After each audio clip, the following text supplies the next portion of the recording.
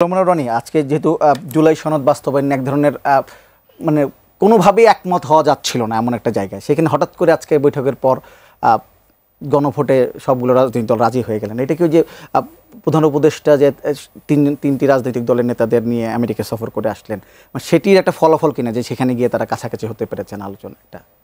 সেটা হতে পারে। আবার আমাদের দেশটা আসলে অলি আল্লাহর দেশ, তো গাউস কুতুব অলি আল্লাহ পীর মাশায়েখদের দেশ। এখানে অনেক আসমানি যাকে বলে দোয়া দুরুদ থাকে। আপনি দেখেন যে আমাদের দেশে বড় বড় রাজনৈতিক দল নির্বাচনের আগেই তারা সিলেটে যান, তারপরে হযরত শাহজালাল শাহপরান রহমতুল্লাহ আলাইহির মাজার জিয়ারত করেন। তারপরে সিলেটের সদর আসনটি ১ নম্বর আসনটি ওটাকে ধরে নেওয়া হয় যে ওটা একটা মর্যাদার প্রতীক, ওখানে যারা জিতে ওরাই সরকার গঠন করে। তো সেই দিক থেকে এখন হয় কি, বাংলাদেশে তো সব কিছু এলোমেলো টিল নাও এলোমেলো। তো সেই এলোমেলো জায়গার মধ্যে যখন হঠাৎ একটা ঐক্যমত্য জিনিসের ঘটনা ঘটে আসছে, এটা হতে পারে একটা অলৌকিক ঘটনা হতে পারে। হয়তো ডক্টর মোহাম্মদ ইউনূস তার সঙ্গে ইসলামী দলগুলোর একটা খুব ভালো সম্পর্ক। বাংলাদেশের যত পীর মাশায়েখ আছেন তারা তো তাকে কি বলবো 50 বছর ক্ষমতায় চাচ্ছেন, তারপরে আজীবন তিনি ক্ষমতায় থাকেন এবং তার জন্য দোয়া দরুদ পড়তে পড়তে মোনাজাত করতে করতে কত হুজুরের জিন্দেগি মানে তামা হয়ে গেছে, তার কোনো ইয়াত্তা নাই। এখন কোন মানে হুজুরে হয়তো দোয়া করে ফেলেছেন যে এই বয়স্ক মানুষ 87 বছর বয়স, সারা দুনিয়া ঘুরে বেড়াচ্ছে, যেখানে হাত দেয় সেখানে শুধু ছাই, যেখানে হাত দেয় সেখানে কিছু নাই। তো এই অবস্থাতে কিছু সফলতা দরকার, কিছু কারামত দরকার। তো এরকম কোনো কারামত ঘটতেও পারে। আর 3 জন একসাথে গিয়েছেন, এখানে আমার কাছে মনে হয় না যে এখানে তাদের মধ্যে ভালো কিছু ঘটেছে সেখানে, কারণ এরা বের হয়েছে এয়ারপোর্ট থেকে আলাদা। তারপর শেষে ওখানে একই হোটেলে ছিল, কিন্তু মির্জা ফখরুল সাহেব, তারপরে জামাতের যিনি নায়েবে আমির তিনি, তারপরে যে অন্যান্য যারাই গেছেন, মানে এদের সবার সঙ্গেই কোনো গ্রাফ নেই একসাথে চলার জন্য। যেমন আমার বন্ধু নাসিরউদ্দিন ওয়াসিম, আমাদের এই রাজনৈতিক সম্পর্কের বাইরেও আমাদের একটা গ্রাফ আছে এবং সেই graph not less than 35 years old, সেখানে একটা গ্রাফ আছে। উনি স্মরণ করলে দেখতে পাবেন যে একসময় মধুর ক্যান্টিনে রনি ভাইয়ের মতো একটা লোক আসতো, আমিও দেখতে পাই যে আরে দৌড়ে দৌড়ে সে আসতো। কিন্তু মির্জা ফখরুল সাহেবের যে লেভেল, সেই লেভেলের সঙ্গে কোনো গ্রাফই জামাতের যিনি গেছেন সেই গ্রাফ মিলে না। যদি এখানে মতিউর রহমান নিজামী সাহেব থাকতেন জীবিত, আলী হাসান মুজাহিদি থাকতো, তাহলে তো মিলতো, তাদের সঙ্গে আলোচনা হতো। তারপরে বলেন তো আমাদের মির্জা ফখরুল বা ওই জামাতের যে নায়েবে আমির ডাক্তার আব্দুল তাহের, উনি কি আলোচনা করবেন তাসনিম জারার সাথে? মানে হোয়াট ইজ দ্য টপিক? ডাক্তারি নিয়ে নাকি আয়ুর্বেদিক নিয়ে? আখতার সাহেব তো ছিলেন। হ্যাঁ, আখতার সাহেব তো গেছেন। আচ্ছা গেল, মানে আমি আস্তে আস্তে আসতেছি তাসনিম জারার সাথে। সে তাসনিম জারার সাথে উনি কি আলোচনা করবেন? বা ধরেন আক্তার গেছেন, আক্তারের সাথে ডক্টর মোহাম্মদ ইউনূস কি আলোচনা করবেন? আলোচনা করতে পারেন যে এক দেশে ছিল এক রাজা, সেই রাজা ছিল 4টে ঘোড়া, তারপর শেষে এরকম মানে শিশুতোষ গল্প আছে না। এছাড়া এগুলো মেলে না। মূল ব্যাপার হলো অসামঞ্জস্যকর জিনিস হয় না। আপনার ইঞ্জিন হলো রোলস রয়েসের, আপনি একটা নসিমন ভটভটির সাথে এই রোলস রয়েস ইঞ্জিন মিলিয়ে দিয়েছেন, এটা মিলে না। আমাদের ডক্টর মোহাম্মদ ইউনূস বিশ্ববিখ্যাত নক্ষত্র সম একজন বিশ্ব খেলোয়াড়। তো তার সঙ্গে বাংলাদেশের রাজনীতির যে সকল রথী মহারথীদের সঙ্গে সম্মিলন হতে পারত যদি এখানে সালাউদ্দিন সাহেব যেতেন, মির্জা ফখরুল সাহেব যেতেন, মানে ডক্টর মঈন খান যেতেন, দেয়ার ইজ এ গুড, তাদের আলোচনা হতো। অ্যাটলিস্ট জামাতের আমির ডক্টর শফিকও যদি যেতেন, গোলাম পরওয়ার সাহেব যেতেন, আলোচনা হতে পারতো। কিন্তু এটা একটা অসম হয়ে গেছে, ফলে ওখানে কিছু হয়নি, সিঙ্গারাও খাওয়া হয়। আচ্ছা, আমি ভাই নাসিরউদ্দিন আহমেদ ওয়াসিম, আপনাকে জানতে চাই, রনি সাহেব যেটি বলছিলেন যে এই জুলাই সনদ বাস্তবায়নে গণভোট মানে হঠাৎ কোনো হুজুরের দোয়া কাজে লেগে গেছে, সবাই একমত হয়ে গেলেন, তাই নাকি? আমি তো ধন্যবাদ আপনাকে, গোলাম মাওলা রনি ভাই, দর্শক শ্রোতা যারা দেখছেন তাদের সকলকে শুভেচ্ছা জানাচ্ছি। রনি ভাই তো আপনার টক শো দেখি বা ওনার যে ইউটিউব চ্যানেল সেটাও দেখি, আমার কাছে বেশ মজাই লাগে। তো উনি তো পীর ফকির আলেম আউলিয়াদের রেফারেন্স দিতে দিতে আমার কাছে মনে হয় যেন উনিও একজন পীর। তো ওনার বক্তব্যের সাথে আমার কোনো দ্বিমত নাই। আপনার এ ধরনের কোনো কিছু ঘটার মতো উনি যে জিনিসটা বললেন যে লেভেলের নেতৃবৃন্দ গেছেন, আমি কাউকে আন্ডারমাইন করছি না। আপনি লিডার কত বড় সেটা বড় বিষয় না, লিডারশিপ কোয়ালিটিটা আপনাকে কোথায় নিয়ে যায় সেটা হচ্ছে যে বড় বিষয়। সো লিডার আর লিডারশিপের মধ্যে তফাৎটা আমি খুব ভালোভাবে আমি অবজার্ভ করার চেষ্টা করি। তো সেদিক থেকে আপনার এই যে বয়সের যে তারতম্য এটা আমি বুঝি না। আর এই যে গেলেন ওনারা, এটা জাতিসংঘের একটা যেহেতু সাধারণ অধিবেশন আপনার, এখানে এর আগেও অনেকে গেছেন, সবাইকে আপনার বক্তব্য দেওয়ার চান্স পান বা আপনার বক্তব্য দেওয়ার জন্য যান, যাওয়ার জন্য যাওয়া, একটা কমফোর্ট দেওয়া দেশবাসীকে যে আমার সঙ্গে সবাই আছে। স্টেক হোল্ডার যারা আছেন এই মুহূর্তে, বিএনপি বলেন, এনসিপি বলেন, জামাত ইসলাম বলেন। আমি একটা টক শোতে বলেছিলাম যে মান্না ভাই তো ছিলেন, মাহমুদুর রহমান মান্না ভাইও তো আপনার যুগাপৎ আন্দোলনে ছিলেন। মান্না ভাই লেভেলটা তো অনেক উপরের, এর ব্যাপারে কোনো সন্দেহ নেই। যে একজন চিটাগং ইউনিভার্সিটিরও ভাইস প্রেসিডেন্ট ছিলেন, ডাকসু তো ভিপি ছিলেন, তাই না, 2 বার ছিলেন বারবার। তাহলে ওনার লেভেলটা একটু ভিন্ন রকম হতো। সেটা হলে দেশবাসী এবং আমি নিজেও তৃপ্তি পেতাম, সেটা একটু ভিন্ন রকম। কথাটা হচ্ছে যে এনাদেরকে নিয়ে বাংলাদেশের রাজনীতির সমীকরণে যোগ বিয়োগ গুণ ভাগ এমন কিছু মানে ঘটেছে সেটা আমি মনে করি না। রনি ভাই যে রেফারেন্স দিয়েছেন যে ইউনুস সাহেব যেখানে হাত দেন সেখানে ছাই, কোথাও কিছু নাই, আমি বলবো যে যেখানে দেখিবে ছাই উড়াইয়া দেখিও তাই, পাইলেও পাইতে পারো অমূল্য রতন। এখন বক্তব্যটা আপনার, কেন আমরা তো জুলাই অভ্যুত্থানের পরে, অব্যবহিত পরে যে অন্তর্বর্তী সরকারের প্রধান উপদেষ্টা হবার মতো, মূলত তো ওনার নাম তো সে 11-11 সময় রনি ভাই আমরা একসঙ্গে কিন্তু টক শো করতাম। মানে বাংলাদেশে যখন আপনারা টক শো শুরু করেছিলেন সে সময় খুব হাতে গোনা কয়েকজনের মধ্যে, এবং আমি মাঝে মাঝে বলি যে মইনুল হোসেন স্যার, তোফায়েল আহমেদ সাহেব, আপনার এই ধরনের মানে উঁচু মাপের লোকজনের সঙ্গে, রাজনীতিবিদদের সঙ্গে, বিশিষ্ট ব্যক্তিজনের সঙ্গে তখন টক শো করা হতো। কিন্তু কেন সেটা প্রেক্ষাপটে আমি কেন এসেছিলাম? তখন তো আমি বিএনপির সদস্য না, বিএনপির আমি সদস্যও না। এক একটা প্রেক্ষাপটে এক একটা বিষয়, যেমন আমি ম্যাডাম খালেদা জিয়াকে, তারেক রহমান সাহেবকে রিপ্রেজেন্ট করতাম কোর্টে যখন কোনো আইনজীবী ছিল না। সে কারণে আপনার অবস্থা, সময় আমাকে একটা জায়গায় নিয়ে গেছে যে আপনারা আমাকে ডেকেছিলেন। এখন কি সে ধরনের আছে? এখন দেখা গেছে যে না, ভিন্ন রকম। এটা এক একটা সময় এক এক রকম। এ কারণে আমি বলছি যে ডক্টর মোহাম্মদ ইউনূস সাহেব আপনার 11-11 সময় 2007 সালেও ওনার বিষয়টা এসেছিল অন্তর্বর্তী সরকারের বা তখনকার কেয়ারটেকার গভর্নমেন্টের বিষয় এসেছিলেন।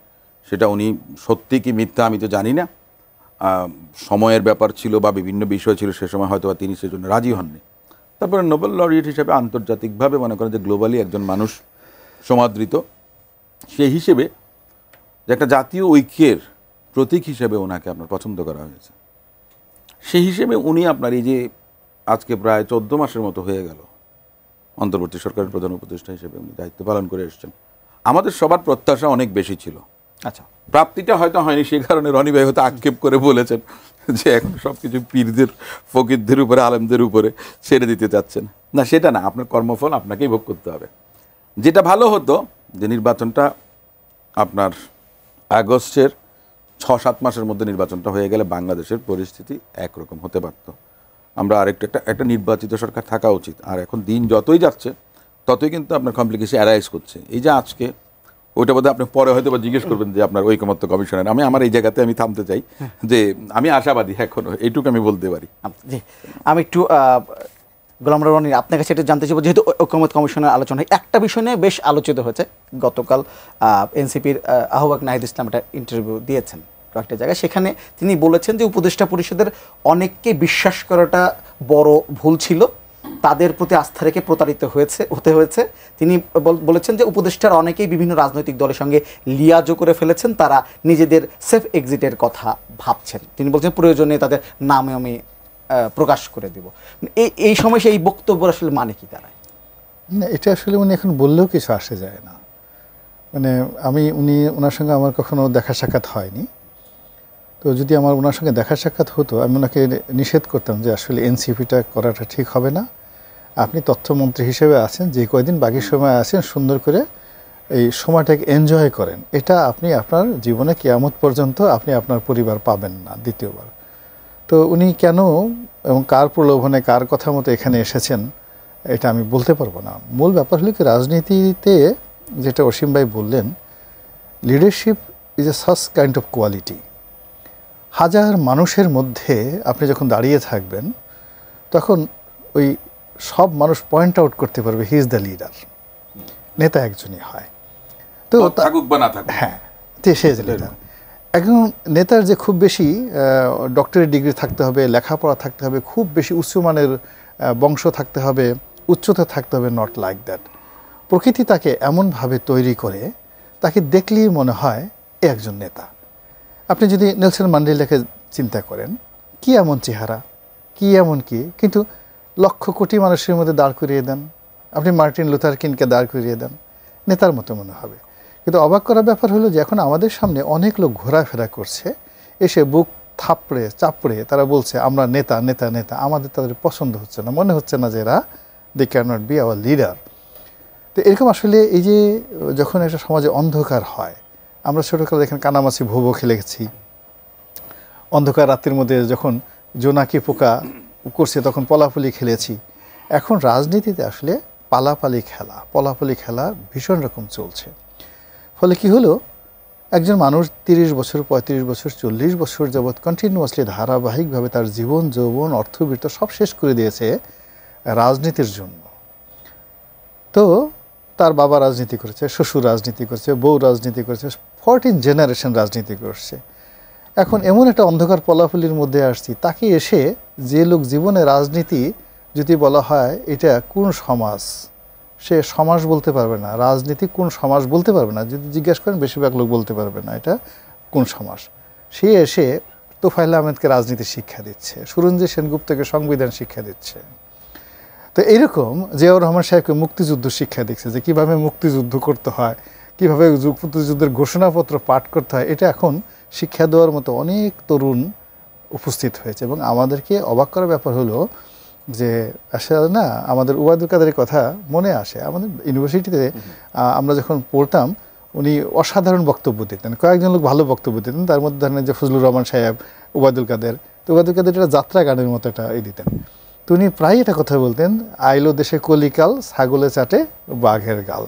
তো এখন এই রাজনীতিতে এমন একটা অবস্থা হয়ে গেছে, আমি আমার গাল নিয়ে ভীষণ টেনশনের মধ্যে আছি, কখন যে গালে এসে কে চাটা দিয়ে যায় এবং কী অবস্থা হয়। তো এই রাজনীতি নিয়ে, এই যে ঐক্যমত্য নিয়ে যা কিছু করছেন, আমার কাছে পুরোটাই এটা মনে হচ্ছে এটা গেম, রিমিক্স। এখানে মৌলিক কোনো গান নেই। একটা সময় শাহ আব্দুল করিম সাহেব গান লিখতেন, আমরা এখন অন্তরের মধ্যে টানে। এই যে নিশীতে যাইও ফুল বনের ভ্রমরা, সে গান আরও 1000 বছর পরেও মানুষ যখন শুনবে, এই গান কখনো শচীন দেব বর্মনের সেই গান কখনো কেউ ভুলতে পারবে না। কিন্তু এখন কি এই গান আসছে, তোরে ধরবো, তোরে খাবো, আয় যা, কামড় দেবো, খামচি দেবো, এই সমস্ত গান। রাজনীতিটাও ঠিক এরকম র্যাপ সঙ্গীতের মতো হয়ে গেছে। আমি একটা ব্যারিস্টার নাসিরউদ্দিন আহমেদ, আপনি বলছেন ঐক্যমত, আমি একটু ঐক্যমত নিয়ে জানতে চাই যে ঐক্যমত নিয়ে যে সব দলগুলো সংস্কার নিয়ে ঐক্যমতে পৌঁছবে, এটা নিয়ে এক ধরনের সংশয় ছিল। আজকে এই যে গণভোটে রাজি হলো রাজনৈতিক দলগুলো, এর মাধ্যমে কি এক ধরনের সংশয় দূর হলো? ঐকমত্য নিয়ে তো সংশয় থাকার কোনো কারণ নেই, কারণ আপনার ঐকমত্য যদি হয়েই যেত তাহলে আপনার মনে করেন যে এই কমিশন বসারও কোনো দরকার ছিল না, কারণ আপনি আপনার মতামত দেবেন। আমাদের তো freedom of speech, freedom of conscience, freedom of expression সব কিছুই তো আছে। আমি আমারটা বলবো, আমার দলের ম্যানিফেস্টো একরকম, আইডিওলজি একরকম, আপনার আরেক রকম, সবাই তো ভিন্ন। সবার যদি একই হয় তাহলে তো একটাই করে ফেলেন, আবার বাকশাল করে ফেলেন, বিষয়টা অন্যরকম। এক্ষেত্রে আপনার ডিফারেন্স থাকবে। আপনি যদি ডিফার করতে না পারেন, আপনার মধ্যে ডিসেন্টিং ভয়েস না থাকে, তো তাহলে তো আপনার, আমি তো বলবো যে হ্যাঁ, ঐকমত্য কমিশনে যেটা হয়েছে, আমি বলবো যে ডেমোক্রেসির একটা খুবই উজ্জ্বল একটা দৃষ্টান্ত। এটা মনে করেন যে বিগত কত বছর স্বাধীনতার পরে এভাবে আপনার মনে করেন যে বিভিন্ন রাজনৈতিক দলগুলো বসে আলাপ আলোচনা করা, দেশকে নিয়ে, দেশের সংস্কারের জন্য অনেক বিষয়গুলো আছে এখানের মধ্যে। এটা তো একটা বড় বিষয়। আপনি এক রাতেই মনে করেন যে শেষ করে ফেলবেন, তাহলে তার হলো না। তাহলে যে ঐকমত্য কমিশন যেটা আপনার, যেটা এটা যদি আপনার এই যে এতটা সময় গেল, এতদিন গেল, এটা যদি না হতো, এ পর্যন্ত না আসতো, তাহলে তো এটা আপনার একদিন আলোচনা হয়েই শেষ হয়ে যেত, ইতিহাস থেকেই মনে করেন যে ওটা বাদ হয়ে যেত। এখন এটা সবার মনে থাকবে। হ্যাঁ, আমি বলেছিলাম যে ঐকমত্য কমিশন অনেক সময় যেমন ক্ষেপণ করেছে, পাশাপাশি সরকারের আরও অনেক কিছু করার ছিল। আপনি যে এই ঐকমত্য কমিশন কেন আপনার একমত হবেন, কিছুটা ডিফারেন্স থাকবে, আগে হোক পরে হোক। এই যে গণভোটের কথা বলা হয়েছে, জামাত বলছেন যে আগে ডিসেম্বরে নির্বাচনের আগে, জাতীয় সংসদ নির্বাচনের আগে। বিএনপি এবং এনসিপি বলেছেন যে একই দিন। আমি একই দিনের পক্ষে। কি জন্য? উই ক্যানট অ্যাফোর্ড, আমাদের কস্ট দেখতে হবে, বহু কয়েকশো কোটি টাকা অতিরিক্ত লাগবে। তো আপনি যেটা মনে করেন যে এক ঢিলে দুই পাখি মারতে পারবেন, আপনাকে তো আলাদা আলাদা করে করার কোনো দরকার না। আমি মনে করি যে এটা ভোটার আনার তো আমাদের দায়িত্ব, বিষয়টা তো সেটাই তো আপনার। আর হানা ভোট যখন হবে, হানা ভোটে মনে করেন যে ভোটার টার্ন আউট অত বেশি হবে না, অত বেশি হবে না। কারণ আপনি যদি বলেন যে এই কমিটমেন্ট গভর্নমেন্টের যে সর্বকালের সর্বশ্রেষ্ঠ একটা নির্বাচন উপহার দেওয়ার জন্য, তো আপনি নির্বাচনে হানা ভোটেই যদি মনে করেন ও ধরনের আপনার একটা এই হয়, তাহলে সেটা পরের নির্বাচনটাকে এফেক্ট করবে, বা একটা প্রশ্নবিদ্ধ মানে সরকারের যে ভূমিকা বা নির্বাচন কমিশনের যে ভূমিকা, তারা দেখা গেছে যে সেক্ষেত্রে কিছুটা হলেও ফেলিয়ার তাদের আসবে। সেক্ষেত্রে একই দিনে হওয়াটা খুবই জরুরি। আর দ্বিতীয় কথাটা হচ্ছে যে অনেকগুলো বিষয় আছে যে সংশোধন, মানে আপনি এটা কি এখনই করবেন? আপনি সংসদ না থাকলে আপনার পার্লামেন্টে আপনার অ্যামেন্ডমেন্টটা কীভাবে করবেন, তাই না? অনেকগুলো বিষয় আছে। তো সে জায়গাতে সবাই কমিটমেন্ট করবে, যারটা যে যেটা চাইবে সে তারটা করবে। যে রাষ্ট্র সেবা করার সুযোগ পাবে সে তার মতো মনে করেন যে এজেন্ডা নিয়ে তো জনগণের কাছে যাইবে ভোট চাইতে। জনগণ সেটার উপরেই তো আপনার নির্ভর করে ভোট কাকে দেবে সিদ্ধান্ত নেবে। আপনার কাছে কোনো মানে আমি জাস্ট মানে স্পেসিফিক ধারণা, যদি হ্যাঁ না ভোট হয় ঐকমত্য কমিশনের মানে যে জুলাই সনদ নিয়ে জিতবে কোনটা, আপনার কি মনে হয়? না, এখন আসলে বাংলাদেশে একটা অসম্ভবের দেশ। এর কখন যে 80% ভোট হয়ে যায় আর কখন যে 3% ভোট আর উপস্থিত হয় এটা বলা যায় না। মানুষের হঠাৎ করে মানুষের আবেগ চলে আসে আমাদের দেশে, ভীষণ রকম আবেগপ্রবণ। তো আমাদের দেশের প্রকৃতি আকাশ বাতাস অনেক কিছু ইন্ডিকেট করে। যেমন মানে সে বৃষ্টি হবে, মুষলধারে বৃষ্টি হবে, আপনি বুঝতে পারবেন, আকাশ দেখলে বুঝতে পারবেন আজকে মুষলধারে বৃষ্টি হবে। তারপরে কালবৈশাখী হবে, আপনি বুঝতে পারবেন। তো সেই দিক থেকে আমাদের যে ঐকমত্য কমিশন, সেই ঐকমত্য কমিশনের সত্যিকার অর্থে ঐকমত্য হলো কিনা বা হবে কিনা, এটা রাজনৈতিক দলগুলো কি বললেন বা না বললেন এটার উপর নির্ভর করে না। আমার কাছে মনে হচ্ছে যে ওখানে যারা কর্তা ব্যক্তি, তারা নিজেরা যে মঞ্চে যে কজন বসে থাকেন তাদের মধ্যে যেদিন ঐক্য হয়ে যাবে, সামনে যারা রাজনীতিবিদ তাদের মধ্যে অটোমেটিক ঐক্য হয়ে যাবে। সেটা কীভাবে? এই যেমন আমরা 3 জন আসছি, দেখেন আপনার চুল কত সুন্দর করে আশ্রানো, আমার চুল আশ্রানো, উনিও দেখেন কত সুন্দর স্টাইল। কিন্তু ওখানে বসে আলী রিয়াজ সাহেব চুল এলোমেলো করে রাখেন, এটা আমার কাছে মনে হয় না যে ঐক্যমতের একটা লক্ষণ। ওনার চুলগুলোকে যদি উনি ঐক্যমতে নিয়ে আনতে পারেন সুন্দর করে আশ্রয়। দ্বিতীয় হলে উনি যখন কথাবার্তা বলেন আর বদিউল আলম মজুমদার সাহেব পাশে দ্বিতীয় গুরুত্বপূর্ণ ব্যক্তি, তিনি অমনোযোগী হয়ে অন্যদিকে তাকায় থাকেন। যেদিন দেখবেন যে আলী রিয়াজ সাহেব বক্তব্য দিচ্ছেন আর বদিউল আলম মজুমদার এই আপনি আমার দিকে যেভাবে চাতক পাখির মতো তাকিয়ে আছেন, ওভাবে আলী রিয়াজ সাহেবের দিকে চাতক পাখির মতো তাকিয়ে আছেন, মনে করুন ঐক্যমত হয়ে গেছে। ওনার পাশে আর একজন বয়স্ক লোক বসেন, সরফরাজ সাহেব। উনি গিয়ে দেখবেন যে ওনার পায়ে উনি পাটা যেভাবে ফাঁক করে বসে থাকেন, ওটা 90 ডিগ্রি না 180 ডিগ্রি, আমি এটা বুঝতে পারি না। তো ওই মঞ্চে বসার দেয়ার যে স্টাইল, সে একদম সাবেক সচিব, স্বরাষ্ট্র সচিব ছিলেন। ওই ওনার মধ্যে দেখবেন যে যখন সেই আগের স্টাইল, যে উনি ক্রস লেগ করে সুন্দর করে একটা স্টেটম্যানশিপ নিয়ে বসে আছেন, উনি যেভাবে এলোমেলো হয়ে বসে থাকেন, তো আমি তো মঞ্চেই কোনো ঐক্যমত্য দেখতে পাই না, মঞ্চের বাইরে কিসের ঐক্যমত্য হবে? তো এই হলো অবস্থা। তো যার জন্য এগুলো করার দরকার, হওয়া দরকার। আমি তো আগেই বললাম যে রাজনীতির নামে এখানে অনেকগুলো নাটক হচ্ছে, এবং আমরা যারা এই রাজনীতির স্টেক হোল্ডার আছি, আমরা না পারছি গিলতে, না পারছি ফেলতে। মূল কারণটা হলো আমরা তো ওনাদেরকে চেয়েছি, আমরা ওনাদেরকে এনেছি, আমরা ওনাদেরকে সম্মান করেছি, আর আমরা শেষ সময়টা পর্যন্ত বিশ্বাস করতে চাই যে আমাদের এই পছন্দটা মন্দ ছিল না। তো এই জন্য আসলে বিএনপির মতো একটা বড় দল, আপনি চিন্তা করেন বিএনপির মানে আমাদের বরিশালের একটা মানে আমরা মাড়ি বলি না, দাঁতের মাড়ি, বরিশালে বলে জামি, হ্যাঁ জামি, হ্যাঁ বলে একটা রাগ হলে বলে তোর জামিটা ফাটাই দেবো একদম। তো এই মাড়ি সমেত এইটার একটা বেদনা। তো এখন বিএনপি যা কিছু ঘটছে, এত বড় একটা দল, সে দাঁতে দাঁত চেপে তার সমস্ত মুখের যে জামিটাকে সে ঠিক রাখতে পারছে এখন পর্যন্ত, এটা একটা বিরাট ব্যাপার। অন্য সময় যদি আপনি দেখবেন এই বিএনপি যদি ক্ষমতায় আসে, বা এই যে বিএনপির যে ক্ষমতা, তার সামনে যে সমস্ত লোকজন লাফাচ্ছে, অন্য সময় বিএনপি হলে চড়াইয়া 32টা দাঁত খুলে ফেলতো, যে এরকম অবস্থা। কিন্তু বিএনপি খুব ধৈর্য ধারণ করতেছে।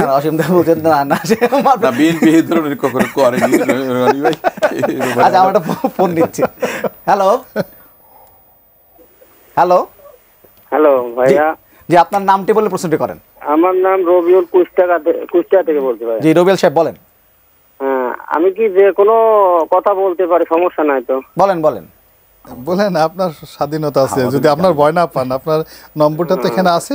আচ্ছা, এই যে আপনারা টক শো করেন, সবাই বলেন যে আওয়ামী লীগকে দেশ মানে দেশের জনগণ প্রত্যাখ্যান করেছে, তাহলে দেশের জনগণ যদি তাকে প্রত্যাখ্যান করে তাহলে তাকে নিষিদ্ধ করার কি প্রয়োজন?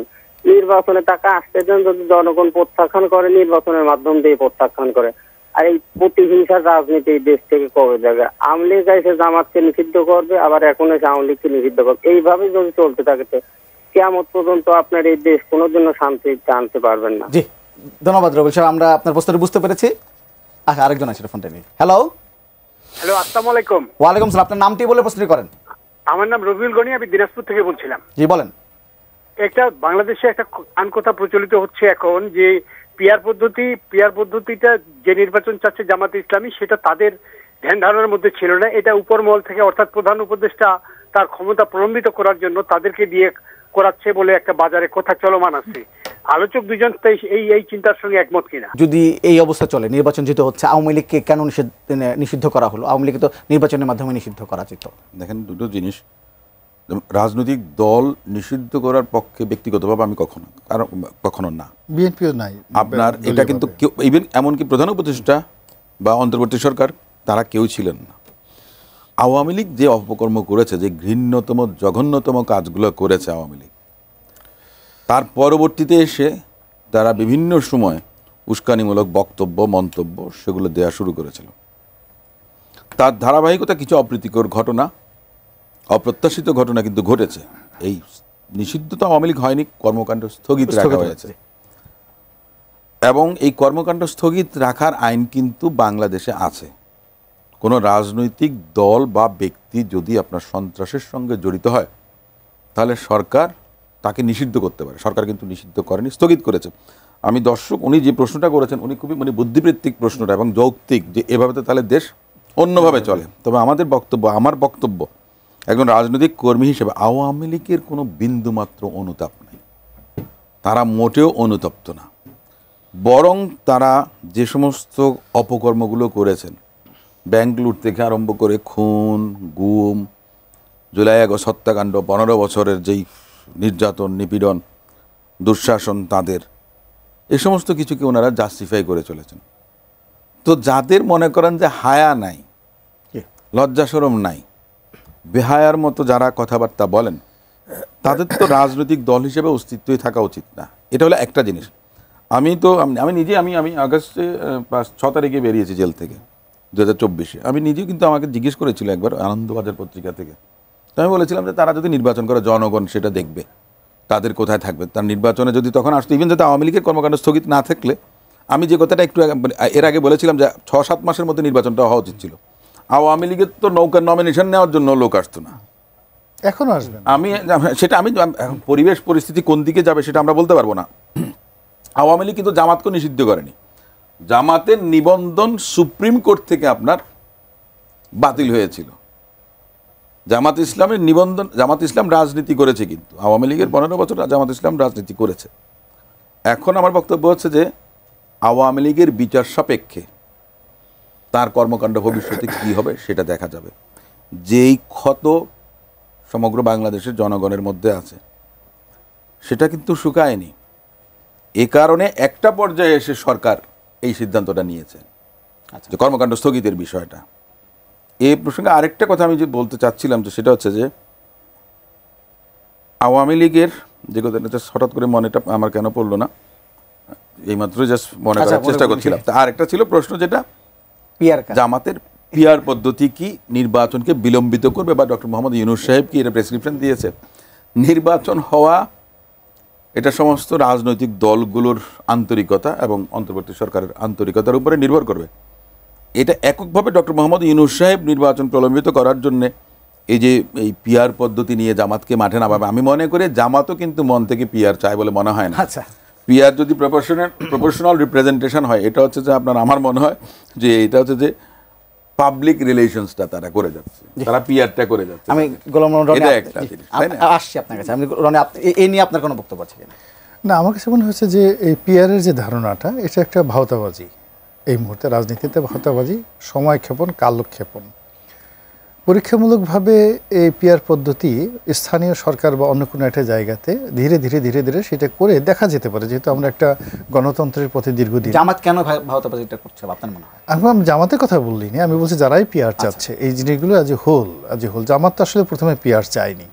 দ্বিতীয়ত হলো, প্রথমে এখানে একটা উচ্চকক্ষ বোঝার চেষ্টা করুন যে আপনি যখন কাউকে ভালোবাসতে চান ওখানে কোনো শর্ত থাকে না, ভালোবাসা প্রথম দর্শনীয় হয়ে যায়। এবং ভালোবাসাটা হলো যে শুধু দিতে চায় মানুষ, আর আপনি যদি কোনো কিছু মানে বর্জন করতে চান তাহলে তার আপনি ত্রুটি ধরবেন, এটা খারাপ, ওটা খারাপ, ওটা খারাপ, ওটা খারাপ।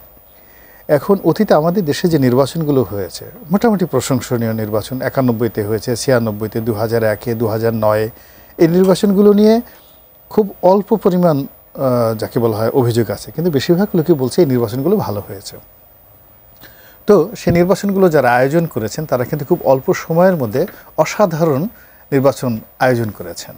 তো সেক্ষেত্রে যদি ডক্টর মোহাম্মদ ইউনূস একটা সুন্দর নির্বাচন দিতে চাইতেন এবং সমস্ত রাজনৈতিক দলগুলো অংশগ্রহণ করতে চাইতো, তাহলে 2024 সনের ডিসেম্বরের মধ্যে একটা নির্বাচন হলে আজকে বাংলাদেশে যে অনিশ্চয়তা দেখা দিচ্ছে, এখন যেভাবে মানুষজন বলছে উপদেষ্টাদের পাসপোর্ট সিজ করে রাখার জন্য, যেভাবে উপদেষ্টাদের দুর্নীতি নিয়ে নাহিদ ইসলামের মতো মানুষ খুব বিক্ষোভ করে বলছে আমরা প্রতারিত হয়েছি, দে আর টাউট।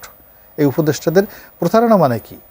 মানে টাউটারি করেছে আমাদের সাথে, জালিয়াতি করেছে আমাদের সাথে, মিথ্যা কথা বলে তারা টাকার পাহাড় গুড়াতেছে, এই তো কথাগুলো।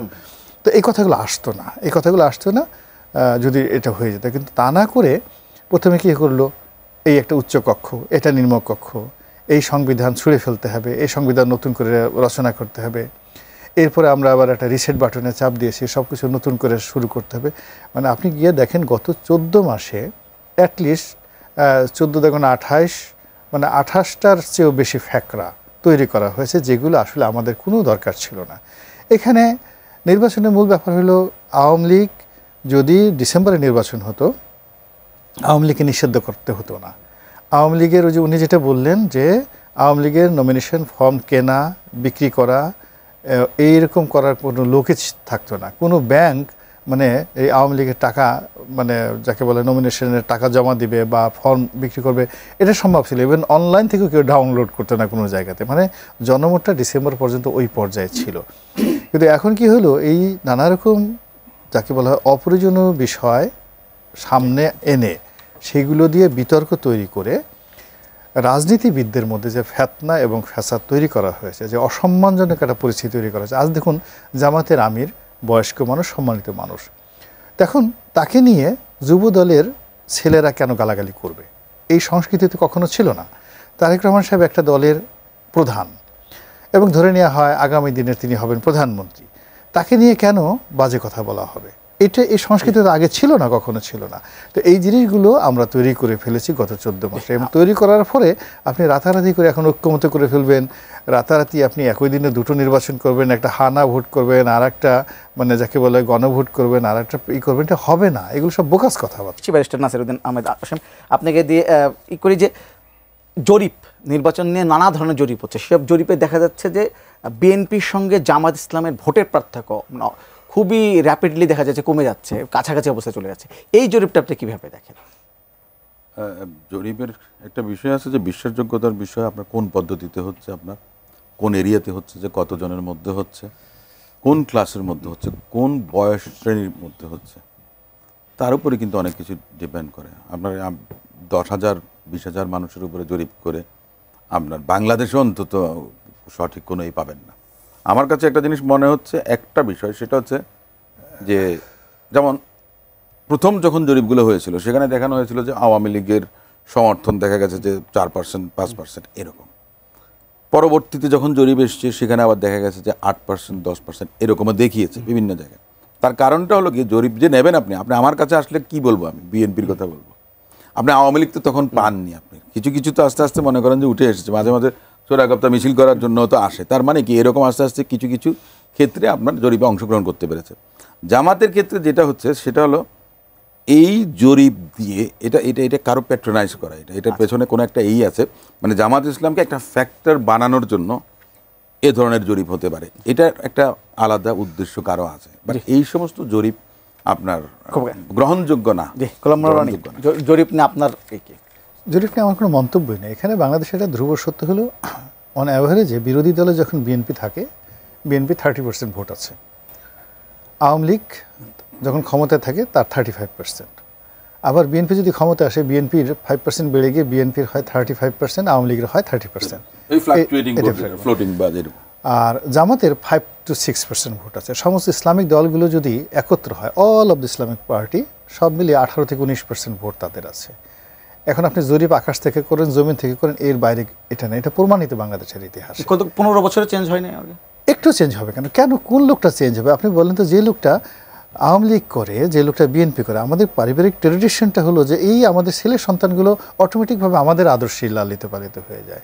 এখন ইউনিভার্সিটিতে এসে একটা ছেলে মানে জামাত করতেছে, শিবির করতেছে, ওর আগের থেকে রিক্রুটমেন্টটা এবং ওদের পলিসিটা এত স্ট্রং, মানে জামাতের মানে সমর্থক বাড়াটা বলতে গেলে যদি ধরেন 1% যদি বাড়ে, যে সিস্টেমে ওরা সমর্থক বাড়ায়, রাতারাতি হয় না। সেই তুলনায় বিএনপি এবং আওয়ামী লীগের যে সমর্থক বাড়ার যে হার, এটা 10 টাইমস বেটার। আমরা ইউনিভার্সিটিতে আসলাম, একের গ্রাম থেকে এসে একটা ছেলে এসে হুট করে দেখা গেল জয় বাংলা বলে ফেললো, হুট করে সে বাংলাদেশ জিন্দাবাদ বলে ফেললো, শহীদ জিয়ার ভক্ত হয়ে গেল।